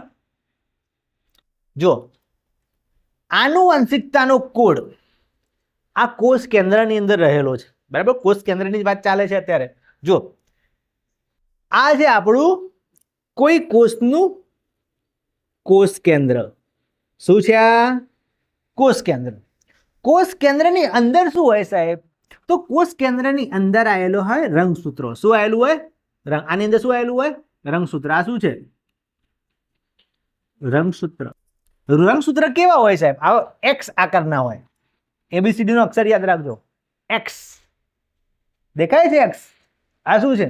રંગસૂત્ર છે. ક્યાં આવેલા હોય? ક્યાં આવેલા હોય રંગસૂત્રો? ક્યાં આવેલા હોય? કોષ કેન્દ્રમાં. કોષ કેન્દ્ર ક્યાં આવેલું હોય? કોષ કેન્દ્ર ક્યાં આવેલું હોય? કોષની અંદર આવેલું હોય. ક્યાં આવેલું હોય? કોષની અંદર. ભૂલી જવાનું નહીં. આ શું છે? રંગસૂત્ર. રંગસૂત્ર ક્યાં આવેલા છે? કોષ કેન્દ્રમાં. કોષ કેન્દ્ર ક્યાં આવેલું હોય? કોષની અંદર. બરાબર. કોષ ક્યાં આવેલો હોય? આપણા શરીરના જે પેશીઓ છે એની અંદર. બરાબર. આ કોષ કેન્દ્ર છે એમાં રંગસૂત્ર આવેલું છે. તો કોષ કેન્દ્રમાં રહેલા રંગસૂત્રો, જેને બીજું યાદ રાખજો, એને ક્રોમોઝોમ પણ કહેવાય. શું કહેવાશે? ક્રોમોઝોમ. એ પિતૃઓ તરફથી અનુગામી પેઢીમાં આનુવંશિક લક્ષણોનું વહન કરે છે. તમે કહો સર આનુવંશિક લક્ષણો એટલે શું? તો માતા પિતા. કોની વાત છે? માતા પિતા. એને શું કહેવાય? પિતૃ કહેવાય. માતા પિતાના પિતૃ કહેવાય. એટલે માતા પિતાના જે લક્ષણો હોય એવા લક્ષણો આ રંગસૂત્ર વડે, એટલે ખરેખર તો DNA વડે, બરાબર, એ આનુવંશિક પેઢીમાં આનાથી એના બાળકની અંદર આવે છે. એટલે કે આનુવંશિક દ્રવ્ય. હવે જુઓ આ જે રંગસૂત્ર છે એની અંદર શું હોય સાહેબ? આની અંદર શું હોય? એની અંદર આ વસ્તુ હોય, એક અદ્ભુત રહસ્યમય વસ્તુ હોય છે. આને શું કહેવાય? આને શું કહેવાય ખબર છે કોઈને? શું કહેવાય? DNA. આ એક અદ્ભુત પદાર્થ, અદ્ભુત રહસ્ય. આ DNA, પહેલા તેનું ટૂંકું નામ તમે તૈયાર કરી દેજો હાલ ને હાલ. ડી એટલે ડીઓક્સી રિબો, એન એટલે ન્યુક્લિક અને એ એટલે એસિડ. મોસ્ટ ઇમ્પોર્ટન્ટ એનું ટૂંકું નામ ડીઓક્સી રિબો ન્યુક્લિક એસિડ. બરાબર, આ ડીએનએ છે એનું નામ છે ડીઓક્સી રિબો ન્યુક્લિક એસિડ. અને આ રંગસૂત્રની અંદર આવેલા રંગસૂત્ર શાનું બનેલું છે? એક તો ડીએનએ અને બીજું પ્રોટીનનું બનેલું હોય છે આ રંગસૂત્ર. ડીએનએ પ્લસ પ્રોટીન, એનાથી આ બનેલું. ડીએનએ નું પૂરું નામ યાદ રાખજો, યાદ રાખજો, યાદ રાખજો, ઇમ્પોર્ટન્ટ પરીક્ષા માટે. બરાબર, હમણાં તમને કીધું કે ભાઈ આ ડીએનએ છે ને એ ખતરનાક, રહસ્યમય, જાદુઈ એવો પદાર્થ છે, આ વસ્તુ છે, એનાથી જ આખા બ્રહ્માંડની અંદર હજુ સુધી માત્ર ને માત્ર પૃથ્વી ઉપર જ લાઈફ એટલે કે જીવન શક્ય છે આ ડીએનએ ના લીધે. ડીએનએ છે એ ડીએનએ થી જ આપણે બધા પૃથ્વી ઉપર રહીએ છીએ. જો ડીએનએ ના હોય તો કોઈ પણ સજીવ પૃથ્વી ઉપર અસ્તિત્વ જ ના ધરાવત. બરાબર, ડીએનએ છે એ માતા પિતાની અંદર ડીએનએ હોય, એ કમ્બાઈન થાય, એમાંથી બાળકનો જન્મ થાય, એમાં ડીએનએ આવે. બરાબર, જો ડીએનએ ના હોય તો આપણે ના હોય, ડીએનએ ના હોય તો આપણા મમ્મી પપ્પા ના હોય, એમના મમ્મી પપ્પા ના હોય, દાદા દાદી ના હોય, આપણા પૂર્વજો ના હોય, કોઈ હોય જ ના, તો આપણે જન્મ ના લઈ શકીએ. બરાબર, એટલે ડીએનએ એ અદ્ભુત પદાર્થ છે જેની અંદર બધી સિસ્ટમ ફિટ કરેલી હોય. કેવી સિસ્ટમ? કે ભાઈ તમારા માથાના વાળ ધોળા આવશે કાળા આવશે, એ ડીએનએ થી નક્કી થાય. તમારા આંખોનો રંગ, તમારી ચામડીનો રંગ, બરાબર, તમારા હાથ 2 આવશે કે 4 આવશે, એ બધું ડીએનએ અંદર ડેટા ફિટ કરેલો હોય. બરાબર, આ ડીએનએ છે ને એની અંદર માતા પિતાથી જે લક્ષણો આવે ને એ જ બાળકની અંદર આવે. વિચાર કરો કે તમારા માતા પિતા ઘઉંવર્ણના ઇન્ડિયન સ્કિન વાળા હોય તો તમે ઇન્ડિયન સ્કિન વાળા જ પેદા થાવ. બરાબર, તમે કહો કે સારું આપણે અમેરિકામાં પેદા થયા હોય તો આપણે ક્યાં મસ્ત ગોરા ગોરા હોઈએ નહીં, કે ઇંગ્લેન્ડમાં પેદા થયા કેવા ગોરા ગોરા હોઈએ. પણ ભાઈ એવું ના થાય. તમારા માતા પિતા ઇન્ડિયન છે તો ઇન્ડિયન ડીએનએ આવ્યું તો તમારો ઇન્ડિયનનો જ કલર આવે. સારું માનો કે ભાઈ વેસ્ટ ઇન્ડિઝમાં નહીં જન્મ્યા, વેસ્ટ ઇન્ડિઝમાં જન્મ્યા હોય તો કાળા કલુટા હોત. બરાબર, કાળા કલુટા ડીએનએ આવી જવાત. અંધારામાં જાઓ ને તો ખાલી દાંત દેખાય. બરાબર, એટલે ઘણા લોકોને કેવું હોય કે ભાઈ આપણે સારા દેખાઈએ, સ્કિન ફેર દેખાય, એવું બધાની ઈચ્છા કે કોઈને કાળા થવું ના ગમે. પણ ભગવાનને પ્રાર્થના કરો ઇન્ડિયન જન્મે એટલે થોડાક વચ્ચે આવી ગયા, વેસ્ટ ઇન્ડિઝમાં જતા રહો. બરાબર, તો આ ડીએનએ છે, ડીએનએ એનાથી જ ચામડીનો રંગ, આપણું હાથ પગનું શરીર કેવું બનશે બધું. જેમ કે એવું માણસોની અંદર નહીં, ખાલી વનસ્પતિઓમાં પણ. વનસ્પતિઓમાં ચલો એક ઝાડ છે, એક ઝાડ બન્યું, એ ઝાડ શેમાંથી બનશે? સૌથી પહેલા તો એનું એક નાનું બીજ હશે, જમીનમાં પડ્યું હશે. એ જમીનમાં બીજ પડ્યું, એ બીજની અંદર જે ડીએનએ છે, એક નાનું બીજ, એ બીજની અંદર ડીએનએ ની અંદર આખી બધી માહિતી ફિટ હોય કે એ ઝાડ શેનું બનશે. બીજ પડ્યું લીંબોળીનું તો આંબો થોડો થવાનો છે. બરાબર, બીજની અંદર ડીએનએ લીંબોળીનું છે તો લીમડો થશે, બાવળનો તો બાવળ થશે, કેવડો થશે, એના પત્તા કેવા આવશે, એના પર ફ્રૂટ ક્યારે આવશે, એ બધી માહિતી એ ડીએનએ ની અંદર હોય, એક નાના કોષની અંદર. બરાબર, તો એકલા સજીવોમાં એટલે મનુષ્યમાં, પ્રાણીઓમાં નહીં, વનસ્પતિમાં પણ ડીએનએ હોય. બરાબર, એનાથી જ એ ઝાડ કેટલું મોટું થશે બધું નક્કી થાય. બરાબર, ડીએનએ ના કાર્યકારી ટુકડાને જનીન કહેવામાં આવે છે. આ ડીએનએ છે આનો તમે કોઈ ભાગ લો, ટુકડો લો, આ ડીએનએ નો ભાગ ટુકડો છે, આને કહેવાય જનીન. બરાબર, જે કોષના બંધારણ અને આયોજનની ચોક્કસ માહિતી ધરાવે છે. એટલે બધી માહિતી આ જનીનની અંદર હોય. આ ડીએનએ ના જનીનની અંદર બધી માહિતી સ્ટોર થયેલી હોય, ફિટ થયેલી હોય. બરાબર, એનાથી જ એ સજીવ કેવો બનશે. બરાબર, ચલો હવે એક મોસ્ટ ઇમ્પોર્ટન્ટ પ્રશ્ન લખવો તો લખી કાઢજો, તમારી પરીક્ષામાં પૂછાઈ શકે એવો છે, પૂછાશે જ. આદિ કોષ કેન્દ્રીય અને સુકોષ કેન્દ્રીય કોષનો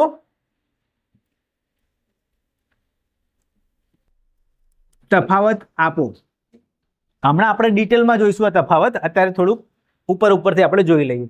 જો આદિકોષ કેન્દ્રીય અને સુકોષ કેન્દ્રીય કોષનો તફાવત. તો આદિકોષ કેન્દ્રીય, આદિ એટલે કેવું? પ્રાચીન અથવા જૂનું, બહુ જ જૂનું. કોની વાત છે ખબર છે?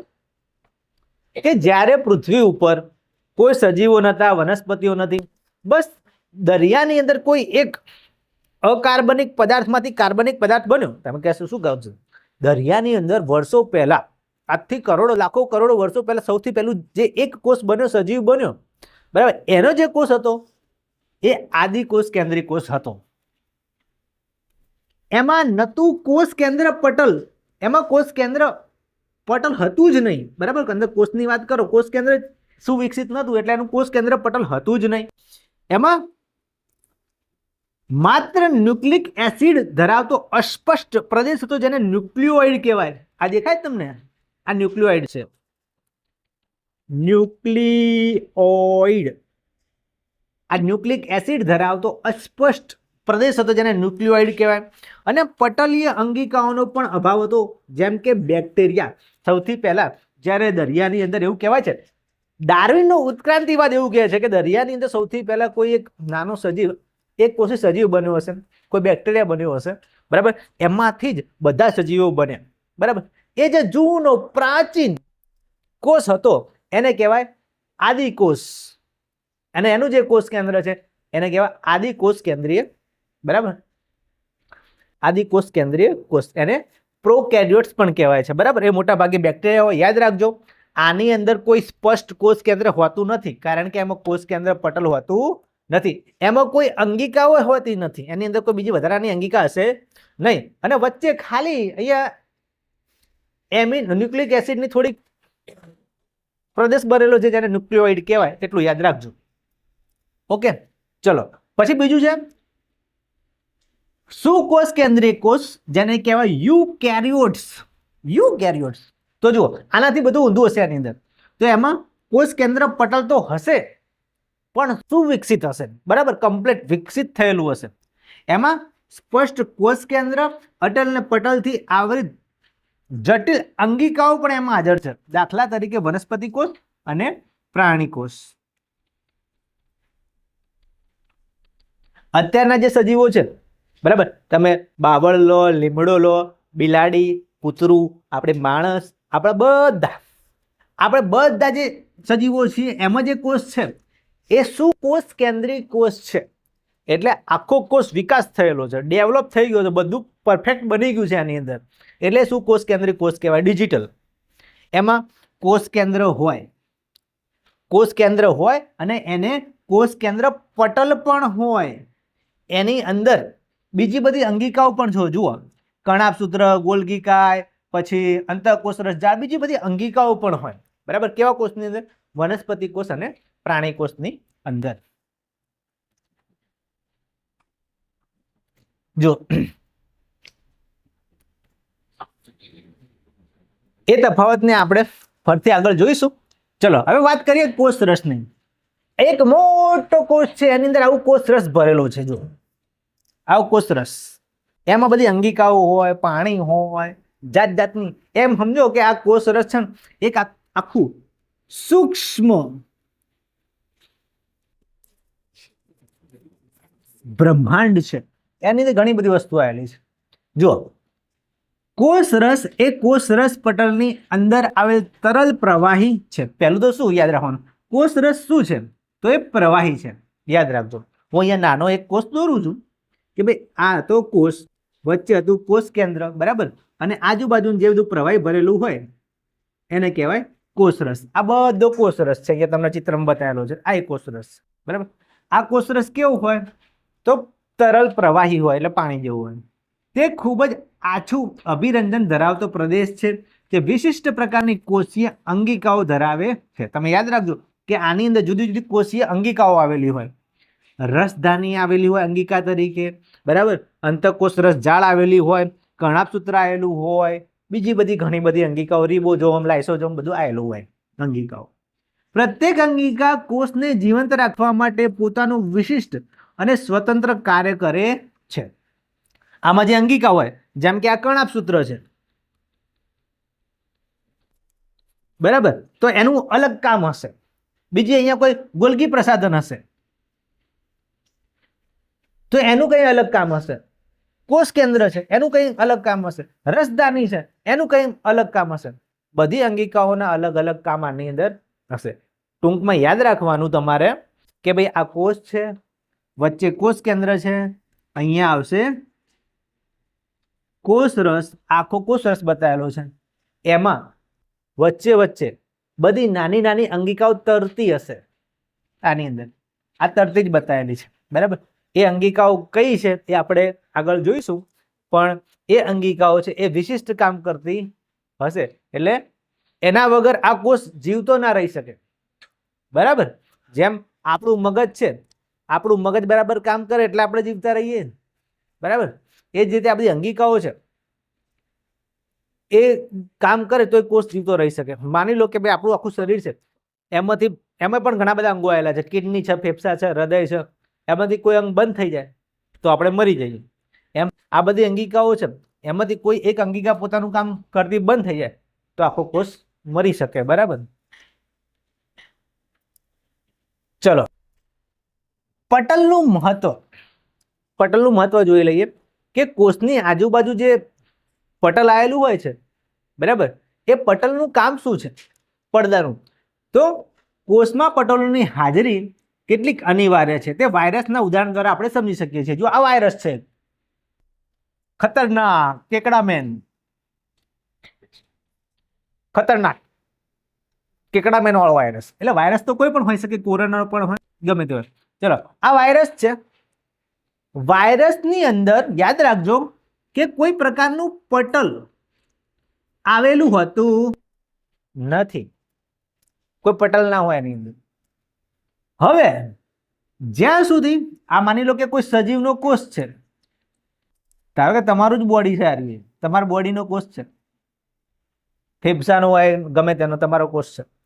જ્યાં સુધી જીવંત શરીરમાં દાખલ થઈ યજમાન કોષની વ્યવસ્થાનો ઉપયોગ કરી પોતાનું ગુણન ન કરે ત્યાં સુધી તેઓ સજીવના કોઈ જ લક્ષણ ધરાવતા નથી. વાયરસ કોઈ પણ પ્રકારના પટલ ધરાવતા નથી, અને આ પટલ નહીં હોતું એના કારણે આ વાયરસ કેવા છે, નિર્જીવ છે, એની અંદર જીવ જ નહીં. જ્યાં સુધી વાયરસ શરીરની બહાર હોય ત્યાં સુધી એનો કોઈ ખતરો નહીં. માની લો કે અહીંયા કોરોનાનો વાયરસ છે, મારા શરીરની બહાર છે, ત્યાં સુધી મને કોઈ ખતરો નહીં, કારણ કે જ્યાં સુધી વાયરસ શરીરની બહાર હોય ત્યાં સુધી એ નિર્જીવ હોય, એમાં જીવ જ ના હોય, કારણ કે એની અંદર પટલ છે જ નહીં. પટલ આવી જાય તો અંદર એક કઈ ખતરનાક કામ કરી શકે, બરાબર.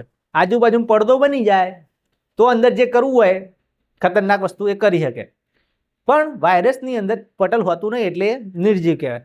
પણ જો આ વાયરસ કોઈ સજીવના શરીરની અંદર ઘૂસી ગયો, એની બોડી સાથે જોઈન્ટ થઈ ગયો, બરાબર, તો પછી એની અંદર જીવ આવી જાય અને પછી એ ખતરનાક થઈ જાય, પછી તમને બીમાર પાડી દે, અને વધારે બીમાર પડે તો તમને પટાઈએ દે, એવું થાય, બરાબર. તો આપણે વાત કરી એમ કે આ જે આપણો કોષ છે એ સ્વયં સંચાલિત એક બ્રહ્માંડ છે. જુઓ, બ્રહ્માંડ જેવું જ છે ને. એની અંદર વચ્ચે કોષ કેન્દ્ર હોય, એની અંદર વચ્ચે વચ્ચે કોષ રસ આવેલો હોય, બધી અંગિકાઓ આવેલી હોય, એની આજુબાજુ કોષ રસ આવેલું હોય, બહારની બાજુ કોષ દિવાલ આવેલી હોય, આ બધી અંગિકાઓ છે. આવું આપણું ભગવાને મસ્ત મજાનો કોષ આલેલો છે. એના કારણે જો બાજુ આ કોષની અંદર આ બધી અંગિકાઓ બરાબર કામ કરે તો એ કોષ બરાબર કામ કરે, અને આવા લાખો કોષ આપણા શરીરની અંદર હોય છે, બરાબર. આ બધી અંગિકાઓનું બધું સિસ્ટમ ભગવાને આપેલી છે, બરાબર કામ કરે તો એ કોષ બરાબર કામ કરે, અને કોષ બરાબર કામ કરે તો આપણું આખું શરીર બરાબર મસ્ત કામ કરે. આપણું એકલાનું નહીં, વનસ્પતિ પ્રાણીઓ બધાનું સજીવ, બરાબર.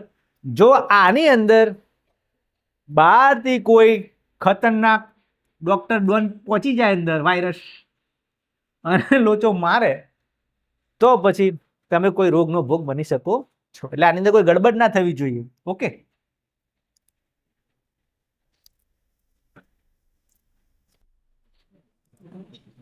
જુઓ આપણે વાત કરી હતી કે સુકોષ કેન્દ્રીય કોષ અને આદિકોષ કેન્દ્રીય કોષનો તફાવત તો આપણી બુકની અંદર આપેલો છે, એ પ્રમાણે આપણે જોઈ લઈએ અને યાદ કરી લઈએ, કારણ કે ઇમ્પોર્ટન્ટ છે, એ પૂછાશે તો તમારે આવું લખવાનું. જુઓ પહેલું કદ, આદિકોષ કેન્દ્રીય કોષ હોય એનું કદ કેવું હોય? નાનું હોય, લગભગ 1 થી 10 માઇક્રોમીટર જેટલું, અને સુકોષ કેન્દ્રીયનું કદ મોટું 5 થી 100 માઇક્રોમીટર જેટલું. યાદ રાખજો, આનું નાનું હોય, આ મોટું હોય. ચલો બીજું ઇમ્પોર્ટન્ટ વસ્તુ આપણે વાત કરી હતી હમણાં, કોષ કેન્દ્ર. કોષ કેન્દ્ર કોની અંદર કમ્પ્લીટ બનેલું હશે? તો આદિકોષ કેન્દ્રની અંદર કોષ કેન્દ્ર બરાબર બનેલું હશે નહીં, એની અંદર ખાલી ન્યુક્લિયોઇડ હશે, સ્પષ્ટ કોષ કેન્દ્ર હશે નહીં. અને આમાં સુસ્પષ્ટ કમ્પ્લીટ બનેલું કોષ કેન્દ્ર પણ હશે, અને એ કોષ કેન્દ્રની આજુબાજુ કોષ કેન્દ્ર પટલ પણ હશે. રંગસૂત્ર, તો આદિકોષ કેન્દ્રની અંદર એકલ રંગસૂત્ર હોય અને સુકોષ કેન્દ્રની અંદર એક કરતા વધારે રંગસૂત્ર હોય, આ પણ યાદ રાખજો. અંગિકાઓ, કોની અંદર અંગિકાઓ હોય ને કોની અંદર ના હોય? તો આ તો જૂનો છે, પ્રાચીન, એમાં કોઈ પટલીય અંગિકાઓ હોતી નથી, અને આની અંદર પટલીય અંગિકાઓ હાજર હોય છે. બરાબર, આ જે કોષ છે નાનો છે, આ મોટો છે, આમાં કોષ કેન્દ્ર હોતું નથી, આમાં કોષ કેન્દ્ર હોય છે, આમાં એકલ રંગસૂત્ર હોય, આમાં વધારે રંગસૂત્ર હોય, આમાં કોઈ અંગિકાઓ હોતી નથી. બરાબર, આમાં ઘણી બધી અંગિકાઓ હાજર હોય છે. જુઓ હવે એ બધી કોષીય અંગિકાઓ જે મોસ્ટ ઇમ્પોર્ટન્ટ છે એની વાત કરીએ વારાફરથી. પહેલા જોઈ લો કે પ્રત્યેક કોષ પોતાની જટિલ રાસાયણિક પ્રક્રિયાઓ એકબીજાથી અલગ કરવા માટે પટલથી આવૃત વિવિધ નાની રચનાઓ ધરાવે છે. આને કહેવાય છે કોષીય અંગિકાઓ. જુઓ હવે બરાબર ધ્યાનથી કાન ખોલીને આંખો ખુલ્લી રાખીને સમજજો હું શું કહું છું. અહીંયા એક મોટો કોષ છે, એ કોષની અંદર અહીંયા એક અંગિકા આપેલી છે. જુઓ આ કર્ણાભ સૂત્ર છે, વાત કરશું આગળ. કર્ણાભ સૂત્ર, અહીંયા બીજી કોઈ અંગિકા આવેલી છે, આનું નામ શું છે? ગોલગી પ્રસાધન. હવે યાદ રાખજો હું શું કહું છું. આ ગોલગી પ્રસાધન છે, એની આજુબાજુ પટલ આવેલું હશે, એટલે કે પડદો. આ કર્ણાભ સૂત્ર છે, એની આજુબાજુ આવેલો છે પડદો, અને આખો કોષ કેન્દ્ર છે, એટલે બરાબર એની અંદર અંગિકાઓ આવેલી છે, કોષની અંદર અંગિકાઓ આવેલી. હવે પ્રશ્ન એમ છે કે આ બધી અંગિકાઓની આજુબાજુ પટલ કે પડદો કેમ આવેલો હોય છે? કેમ આવેલો હોય છે? તો ધ્યાન આપજો. માની લો કે આને ભાઈ બરાબર કોઈ ખાવાનું બનાવ્યું, આને ખાવાનું બનાવ્યું, અને આજુબાજુ પડદો ના હોય તો બધું ખાવાનું બહાર આવી જશે, અને આની જોડે આવી જશે, તો આ બંનેની જે પ્રક્રિયા કરેલી હોય એ વેસ્ટ જશે. મતલબ અહીંયા ખાવાનું તો ના બનાવે, પણ આ અંગિકાએ જે પણ અંદર પદાર્થો બનાવ્યા હશે, દ્રવ્ય બનાવ્યા હશે, એ આ પટલની અંદર શું ફિટ થયેલા હોવા જોઈએ. જો કાણું પડી જાય તો બહાર આવી જાય, તો બહાર તો કોષ રસ છે, એમાં બીજા દ્રવ્યો હોય, કેમિકલ રિએક્શન થઈ જાય. સમજ પડી? એટલે એક અંગિકા છે, એની અંદર બધી વસ્તુ ભરેલી છે, એટલે આજુબાજુ પડદો હોવો જરૂરી છે.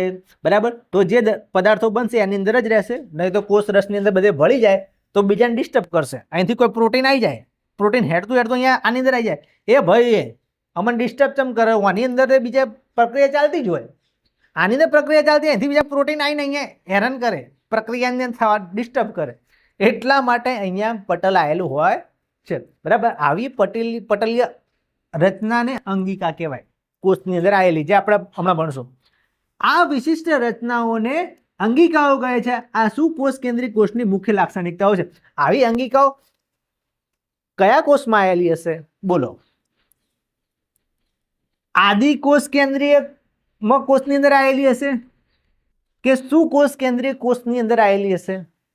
આવી અંગિકાઓ કોની અંદર આવેલી હોય? આદિ જૂના પુરાણા કોષોની અંદર કે સુવિકસિત કોષોની અંદર? કોની અંદર આવેલી હશે? બોલો. સુકોષ કેન્દ્રીય કોષની અંદર આવી અંગિકાઓ આવેલી હશે તો જ અત્યારનું ડિજિટલ સજીવ બનેલો છે. ચલો, મોસ્ટ ઇમ્પોર્ટન્ટ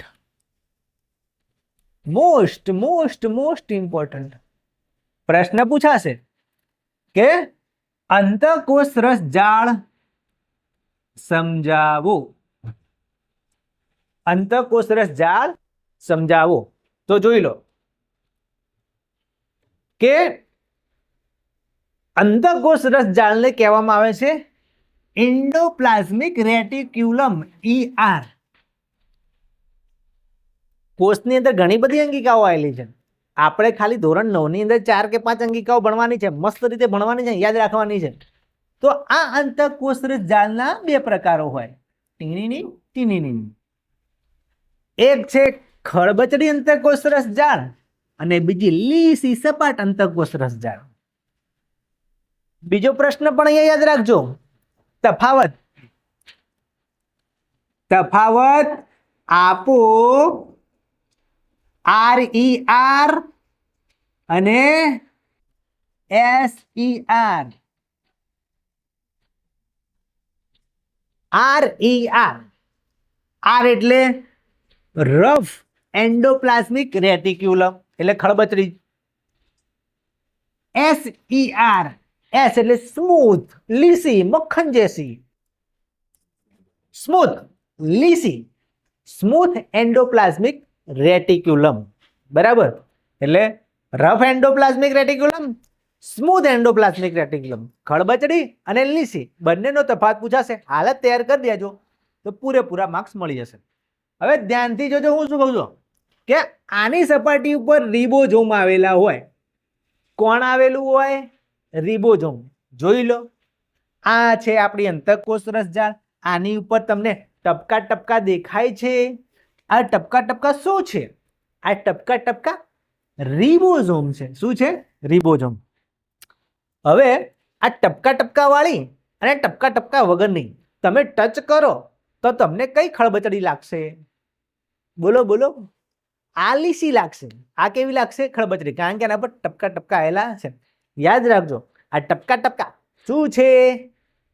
બોલો, રિબોઝોમ. આ રિબોઝોમ કેમ આલ્યા હશે ભગવાને અમને? શું કામ હશે રિબોઝોમ? તો રિબોઝોમનું કામ છે આ ટપકા ટપકા છે એક વસ્તુ બનાવશે. શું બનાવશે? પ્રોટીન બનાવશે. શું બનાવશે? પ્રોટીન બનાવશે. પ્રોટીનનું સંશ્લેષણ કરશે એટલે પ્રોટીન બનાવશે. અને આ રિબોઝોમના કારણે આ જે છે એ તમને કેવી લાગશે? ખળબચડી. બસ આટલું યાદ રાખજો, ઇઝી. બરાબર કે ભાઈ ખળબચડી અંતઃકોષ રસ જાળ એને RER કહેવાય. RER નું પૂરું નામ રફ એન્ડોપ્લાઝમિક રેટિક્યુલમ. એના ઉપર રિબોઝોમ આવેલા હોય એ શું કરશે? પ્રોટીન બનાવશે. અને એ કેવી હશે? ખળબચડી હશે. પેલી ઉપર આવીએ, લીસી સ્મૂથ મક્ખન જેસી. ચલો જો, લીસીનું નામ છે SER, સ્મૂથ એન્ડોપ્લાઝમિક રેટિક્યુલમ. હવે આ સ્મૂથ છે એ શું કરશે તમે જો, તો એની જે સપાટી છે એ કેવી હશે? બોલો બોલો, કેવી હશે? લીસી હશે. લીસી કેમ હશે? એના ઉપર ટપકા ટપકા આવેલા હશે નહીં. બરાબર, એટલે એની અંદર કણિકા એમાં હાજર હોતી નથી. તમે એમ પણ કહી શકો કે ભાઈ આમાં રિબોઝોમ આવેલા નથી. એનું મુખ્ય કામ શું છે? તો આ જે છે ને એ બનાવશે ચરબી. ચરબી એટલે ચરબીને જ લિપિડ કહેવાય. બરાબર, લિપિડ્સ જુદા જુદા પ્રકારની ચરબી કે લિપિડ બનાવશે. બરાબર, આ પ્રોટીન બનાવશે, આ ચરબી કે લિપિડ બનાવશે. બરાબર, અને યકૃતના કોષોમાં વિષારી દ્રવ્યોને બિનવિષારક બનાવે છે. આ એક અલગ પ્રકારનું કામ છે, આ યાદ રાખજો. આ જે લીસી અંતઃકોષ રસ જાળ છે એ યકૃતના કોષોમાં પણ આવેલી હોય. એ યકૃતના કોષોમાં એક ખાસ કામ કરે કે કોઈ ઝેરી પદાર્થ આવી ગયા હોય ને, એમાં બની ગયા હોય એમ, તો એ ઝેરી પદાર્થો દ્રવ્યો ને એ બિનવિષારક એટલે બિનઝેરી બનાવશે. એનું એક આર્યું અગત્યનું કામ છે. બીજું, સ્ટેરોઇડ હોર્મોન્સનું સંશ્લેષણ કરશે. આ બીજું કામ છે. એ અંતઃસ્ત્રાવ પણ બનાવશે સ્ટેરોઇડ હોર્મોન્સ. બરાબર, તો આના ઉપર રિબોઝોમ આવેલા હોતા નથી, એ લીસી હોય છે, કણિકા ખરબચડી હોતી નહીં. શું બનાવશે? ચરબી કે લિપિડ બનાવશે. અને યકૃતની અંદર ખાસ એ ઝેરી પદાર્થોને બિનઝેરી બનાવશે. બરાબર. હવે અહીંયા જે પ્રોટીન અને ચરબી બન્યા છે એનું શું કામ છે? શું કરવા બનાયા અમને? તો યાદ રાખજો, આ જે અહીંયા પ્રોટીન અને ચરબી બને છે, લિપિડ બને છે, એ વપરાય છે પટલના જૈવ સંશ્લેષણમાં, જેને બાયોજીનેસિસ કહેવામાં આવે છે. યાદ રાખજો, બાયોજીનેસિસ. બરાબર. એ પટલનું જૈવ સંશ્લેષણ કરે છે. કયા પટલનું? તો જે કોષની આજુબાજુ જે પટલ છે એ પટલ બનાવશે, પડદો બનાવશે. બરાબર. એ કોષ રસ પટલના બંધારણમાં પણ મદદરૂપ થાય છે. એટલે કોષ રસ પટલની જે વાત કરી હતી કે કોષની આજુબાજુ જે આવેલું પટલ છે એ કોષ રસ પટલ કહેવાય. જુઓ, તમે ઘર બનાવો તો દિવાલ માટે એક ઈંટ સિમેન્ટની જરૂર પડે. તો કોષની આજુબાજુ આ પટલ બનાવવું હોય તો એના માટે ઈંટ ને સિમેન્ટની જરૂર ના પડે. એ ઈંટ અને સિમેન્ટ એટલે આ પ્રોટીન અને લિપિડ અહીંયા ગોઠવાઈ જાય અને એની દિવાલ બનાવી જાય. એટલે કોષ રસ પટલ આ બનાવશે આ લોકો. બરાબર. આ હતી અંતઃકોષ રસજાળ. સિમ્પલ અને ઇઝી. ચલો બીજી એક અંગિકા જોઈ લઈએ, ગોલ્ગી પ્રસાધન. સૌથી પહેલો મુદ્દો તમારે લખવાનો કે આ ગોલ્ગી પ્રસાધનની શોધ કોણે કરી હતી? એ મહાન વૈજ્ઞાનિકનું નામ હતું કેમિલો ગોલ્ગી. યાદ રાખજો. એટલે એમના નામ ઉપરથી આને ગોલ્ગી પ્રસાધન નામ આપવામાં આવ્યું, કેમિલો ગોલ્ગી. ચલો હવે આ ગોલ્ગી પ્રસાધન, એનું બીજું નામ પણ તમને કહી દઉં. એનું નામ છે ગોલ્ગી કાય. અમે ભણતા હતા ને એટલે આ નામ આવતું હતું, ગોલ્ગી કાય. અને ગોલ્ગી કાય પણ કહેવાય, ગોલ્ગી પ્રસાધન પણ. ચલો હવે આની અંદર શું થાય, કેવી રીતે કામ કરે સમજી લો. તો હમણાં આપણે શું ભણ્યા? યાદ કરો. હમણાં શું ભણ્યા આપણે? અંતઃકોષ રસજાળ. અંતઃકોષ રસજાળ ની અંદર શું બનતું હતું?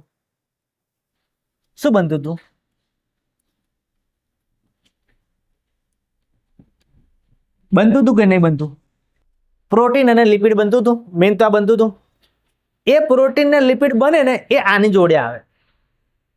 ફેક્ટરીમાં કોઈ સામાન બને ને એટલે છેલ્લે પેકેજિંગ વિભાગમાં જાય, પછી એના ઉપર સિક્કો મારે, એનું પેકેજિંગ કરે. આ એ ફેક્ટરીની એ સિસ્ટમ છે. આ એ કામ કરશે. અંતઃકોષ રસજાળની અંદર જે બનેલું હોય દ્રવ્ય, પ્રોટીન બન્યું હોય, ચરબી, લિપિડ બનેલું હોય, બરાબર, એ અંતઃકોષ રસજાળની અંદર જે સંશ્લેષિત દ્રવ્ય છે. સંશ્લેષિત દ્રવ્ય એટલે શું? જે બનેલો હોય એ પદાર્થ. કયા પદાર્થ બન્યા હતા? પ્રોટીન ને લિપિડ. અંતઃકોષ રસજાળની અંદર શું બને? પ્રોટીન અને લિપિડ. એ ક્યાં આવશે? અહીંયા આવશે. આ ફેક્ટરીના કારખાનાની અંદર આવશે. અહીંયા એ શું કરશે? ગોલ્ગી પ્રસાધન શું કરશે? તો જે સંશ્લેષિત દ્રવ્ય છે એટલે કે પ્રોટીન અને લિપિડ જે અંતઃકોષ રસજાળની અંદર બનેલું હોય દ્રવ્ય, એ દ્રવ્યનું પેકેજિંગ કરશે. શું કરશે? પેકેજિંગ અને સંગ્રહ કરશે. જોઈ લો, સમજી લેજો, ધ્યાન આપજો બરાબર કે ભાઈ આ પ્રોટીનનો એક દડો બનીને આવ્યો. આ બનેલા જ છે અહીંયા. આ અહીંયા આવ્યો. આ દડો આવ્યો પ્રોટીનનો બનેલો અથવા ચરબીનો બનેલો. આ શું કરશે?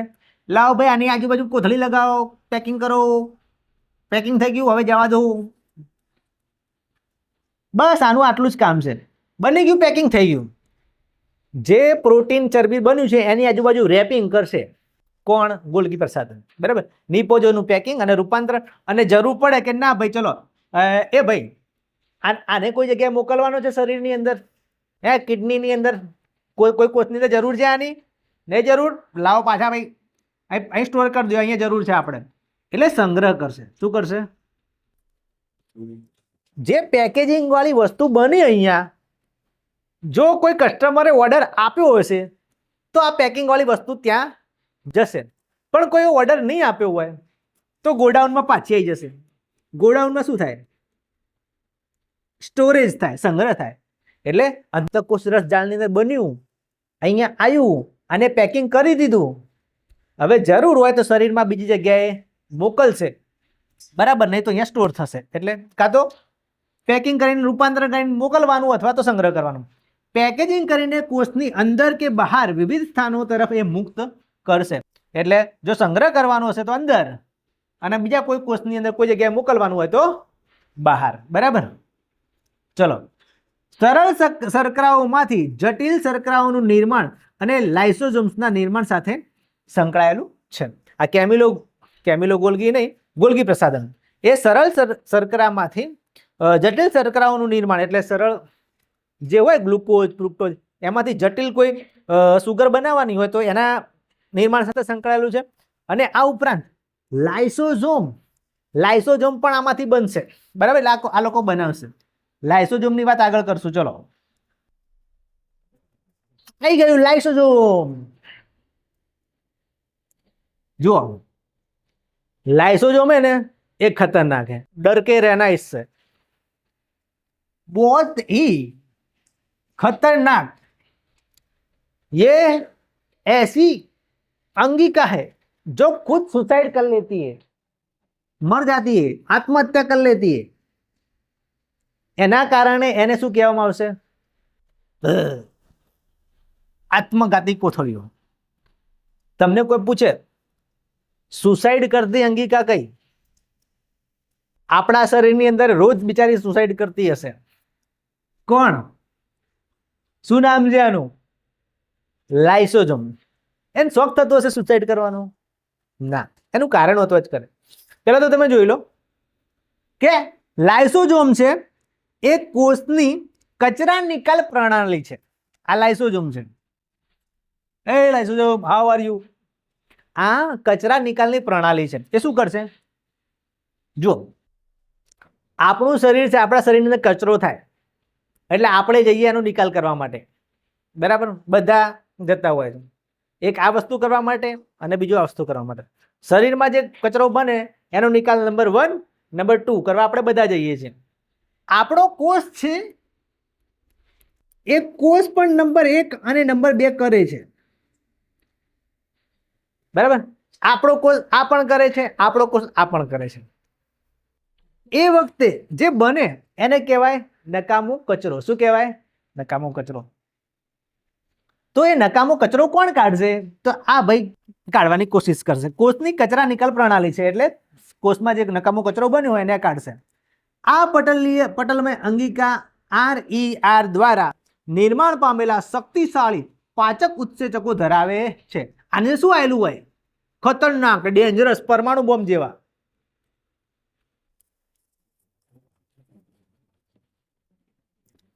આની અંદર હથિયાર આલેલું છે પરમાણુ બોમ્બ જેવું। એ પાચક ઉત્સેચકો એ ક્યાંથી બનાવીને આવેલા હોય એના જોડે? RER બનાવીને મોકલેવાની જોડે। બરાબર, જે તૂટેલી અંગિકાઓ કે બહારથી પ્રવેશતા દ્રવ્યોનું વિઘટન કરે છે। માની લો કે કોષની અંદર ભૂલે ચૂકે કોઈ ઘૂસપેઠિયા ઘૂસી જાય। આ ઘૂસપેઠિયો આવી ગયો અંદર, કોષની અંદર આવી ગયો। એ ઘૂસપેઠિયો કોષની અંદર ઘૂસી ગયો છે, બહારથી આવેલો બેક્ટેરિયા જેવો, વાયરસ જેવો।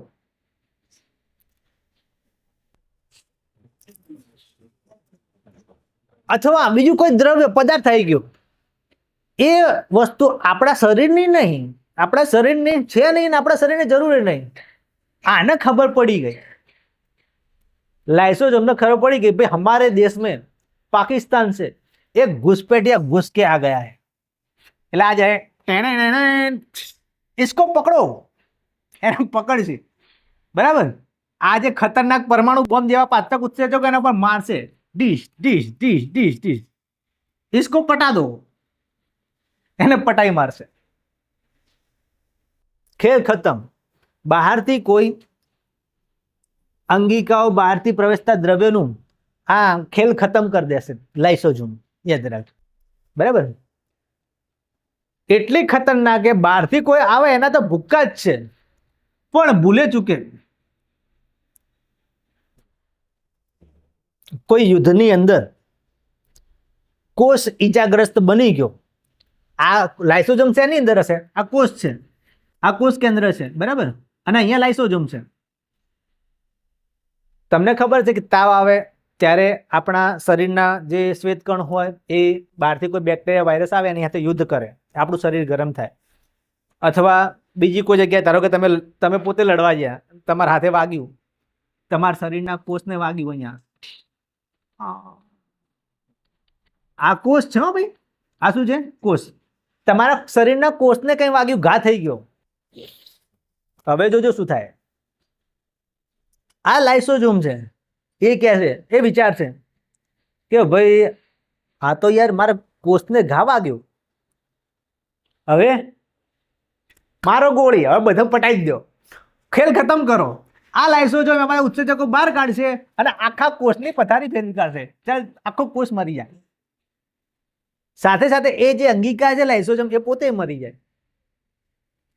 જો કોષ ઈજાગ્રસ્ત બન્યો તો આ લાઇસોઝોમ અંદર હતી એ તૂટશે, અંદરથી બોમ્બ જેવા પરમાણુ બોમ્બ બહાર કાઢશે. અરે પાચક ઉત્સેચકો આખા કોષને પટાઈ દેશે, આખા કોષનું પાચન કરી દેશે. બરાબર. લાઇસોઝોમ તૂટે છે અને પોતાના જ પાચક ઉત્સેચકો દ્વારા પોતાના જ કોષની પથારી ફેરવી નાખે છે, સોરી, પાચન કરી નાખે છે. યાદ રાખજો, લાઇસોઝોમ પોતાના જ કોષો કાઢશે નથી, પોતાના જ કોષની પથારી ફેરવી કાઢશે. એટલા માટે હવે જુઓ, પોતાના જ ઘર ઉપર બોમ્બ મારે તો પોતે જીવતું રહે? તો ના જીવતું રહે, એ પોતે મરી જાય. એટલા માટે આને આત્મઘાતી કોથળી કહેવામાં આવે છે. યાદ રાખજો. તો આ હતી લાઇસોઝોમ, બહુ જ ખતરનાક, ડેન્જરસ. એક બીજું ખતરનાક પણ આપણા માટે ઇમ્પોર્ટન્ટ, વેરી વેરી ઇમ્પોર્ટન્ટ, કણાભસૂત્ર. કણાભસૂત્ર, માઇટોકોન્ડ્રિયા. જો આ ના હોય તો આપણે ના હોઈએ. જુઓ, એક પછી એક બધા મુદ્દા યાદ રાખજો વિદ્યાર્થી મિત્રો. આને કહેવામાં આવે છે કોષનું શક્તિ ઘર. તમે જુઓ, શું કહેવામાં આવે છે આને?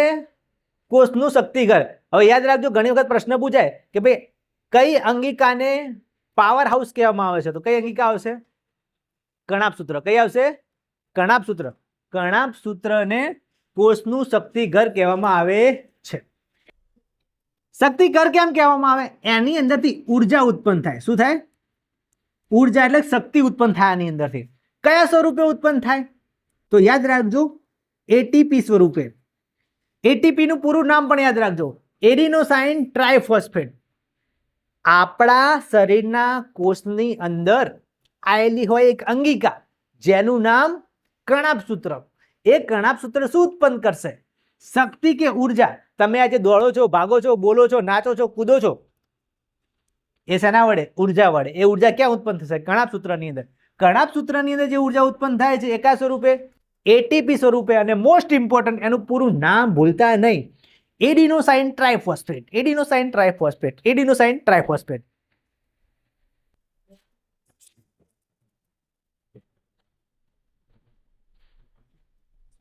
શું નામ છે? Adenosine triphosphate. ઓકે, યાદ રાખજો. તો આ કણાભસૂત્રની અંદર ઊંડા પ્રવર્ધો આવેલા હોય. જુઓ, આ જે છે ને એને પ્રવર્ધો કહેવાય. શું કહેવાશે? ઊંડા પ્રવર્ધો આવેલા હોય છે અને એ એટીપી નું નિર્માણ કરશે, ઉર્જા બનાવશે અને એના માટે વિશાળ સપાટી પૂરી પાડે છે. યાદ રાખજો. અને એક બીજી વસ્તુ કે આ અંગિકાનું પોતાનું ડીએનએ અને રિબોઝોમ આવેલું હોય છે. શું આવેલું હોય છે? ડીએનએ અને રિબોઝોમ. હવે તમને એક વાત કહું અગત્યની, ઘણા વૈજ્ઞાનિકો એવું માને છે કે આ કણાભસૂત્ર છે એને પોતાનું ડીએનએ રિબોઝોમ છે. એટલે હું નહીં માનતો, પણ ઘણા વૈજ્ઞાનિકો એવું માને છે કે આ કણાભસૂત્ર એ આપણા શરીરનો ભાગ નહીં. વર્ષો પહેલા બીજા કોઈ ગ્રહ ઉપરથી આ કણાભસૂત્ર આવીને આપણા કોષની અંદર ઘૂસી ગયું છે. સર્ચ કરજો, ખબર પડી જશે. ચલો, છેલ્લે વાત કરીએ રંજક કણોની. બરાબર. તો જોઈ લો, વનસ્પતિની અંદર કોષોની અંદર રંજક કણો પણ હાજર હોય છે, જેને રંગ કણો કે હરિત કણો પણ કહેવાય. એમાં શ્વેત કણો પણ આવે છે, રંગવિહીન હોય છે. રંગ કણોની અંદર ક્લોરોફિલ હોય, બરાબર, જે રંજક દ્રવ્ય ધરાવે છે અને પ્રકાશ સંશ્લેષણ કરે છે. આ ગ્રીન કલરના રંગ કણો, હરિત કણો કહેવાય છે. બરાબર. બીજા રંગ વગરના શ્વેત કણો પણ એની અંદર આવેલા હોય છે. બરાબર. એની અંદર સંગ્રાહક અંગિકા પણ આવેલી હોય છે. એનું મુખ્ય કામ છે સ્ટાર્ચ, ચરબી અને પ્રોટીનનો સંગ્રહ કરવાનું છે. એટલે એ પણ યાદ રાખજો. અને આ અંગિકાઓને પોતાનું ડીએનએ હોય છે. જો એના પછી એક અગત્યની અંગિકા, એનું નામ છે રસધાનીઓ. શું નામ છે ભાઈ? રસધાનીઓ. રસધાનીઓ એ પ્રાણી કોષમાં પણ હોય છે અને વનસ્પતિની કોષની અંદર પણ હોય છે. યાદ રાખજો, પ્રાણી કોષની અંદર ખૂબ જ નાની રસધાનીઓ આવેલી હોય છે, આવડી નાની, અને વનસ્પતિ કોષની અંદર ઘણી મોટી રસધાનીઓ આવેલી હોય છે. લગભગ 50 થી 90% ભાગ એ આખા કોષનો રોકી લે છે. જો મોટી આવેલી છે. ઘન કે પ્રવાહી પદાર્થોનો સંગ્રહ કરતી રચના છે અને વનસ્પતિ કોષને આસુનતા અને કઠિનતા પ્રદાન કરતી આ રસધાનીઓ છે. એટલે આ રસધાનીઓના કારણે કોષ છે ફૂલેલો દેખાય, કઠિન દેખાય. ઓકે, ચલો પછી આ તો આપણે વાત કરી દીધી, બરાબર, કે પ્રત્યેક કોષ પટલીય બંધારણ ધરાવે છે, અંગિકાઓના કારણે પોતાનું વિશિષ્ટ માળખું અને કાર્યક્ષમતા ધરાવે છે, બરાબર. એટલે કોષ એ સજીવનો પાયાનો બંધારણીય એકમ છે. ઓકે, છેલ્લે એક આ ટોપિક છે કોષ વિભાજન, એની ટૂંકમાં વાત કરી લઈએ. તો એનું કામ શું છે? નવા કોષો કેમ બનવા જરૂરી છે? તો વૃદ્ધિ પામવા માટે, પ્રજનન માટે અને સમારકામ માટે કોષ વિભાજન થવું જરૂરી છે. કોષ વિભાજનના બે પ્રકાર છે ભાઈ, યાદ રાખજો. એક સમભાજન, એ વૃદ્ધિ અને સમારકામ કરશે.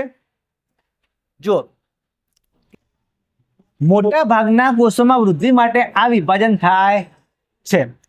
પ્રત્યેક માતૃકોષ વિભાજનથી 2 સમાન બાળકોષોનું નિર્માણ કરે છે. જો આ માતૃકોષ છે, માતૃકોષનું વિભાજન થઈને બાળકોષો બનશે. કેટલા બાળકોષો બનશે? અહીંયા 2 બાળકોષો બનશે. આને કહેવાય સમભાજન અને બંને સરખા હશે. બાળકોષોમાં રંગસૂત્રોની સંખ્યા માતૃકોષ જેટલી જ જળવાય છે. આ ખાસ યાદ રાખજો કે સમવિભાજનની અંદર માતૃકોષની અંદર રંગસૂત્રો 4 છે, તો બાળકોષોની અંદર પણ 4 રંગસૂત્રો આવશે. છેલ્લે જોઈ લો અર્ધીકરણ, કોષ વિભાજનનો બીજો તબક્કો. આ કેના માટે જરૂરી છે? તો પ્રજનન કોષોના નિર્માણ માટે આ જરૂરી છે. તો જુઓ, માત્ર પ્રજનન અંગોના નિયત કોષોમાં આ જોવા મળે છે, બરાબર. યાદ રાખજો, સતત 2 વિભાજનના અંતે 4 નવા કોષોનું નિર્માણ થાય છે. નવા બાળકોષોમાં રંગસૂત્રોની સંખ્યા માતૃકોષ કરતા અડધી હોય છે. જુઓ, આ જે એ માતૃકોષ છે, બરાબર ભાઈ, ધ્યાન આપજો. એમાંથી આ બીજા 2 કોષ બને, એમાં તમે જુઓ, એમાં એના કરતા અડધા હશે. 4 રંગસૂત્રો છે તો અહીંયા 2 થશે. આમાં વિભાજન થયું તો એમાંથી પણ અડધા થઈ જશે. એટલે નવા બાળકોષો અહીંયા બનશે એ માતૃકોષ કરતા અડધા હશે. તો વિદ્યાર્થી મિત્રો, અહીંયા આપણે પ્રકરણ 5 સજીવનો પાયાનો એકમ એનું જે પુનરાવર્તન છે પૂરું કરીએ છીએ. ચલો હવે મળીશું બીજા કોઈ વિડીયોમાં. ત્યાં સુધી આવજો.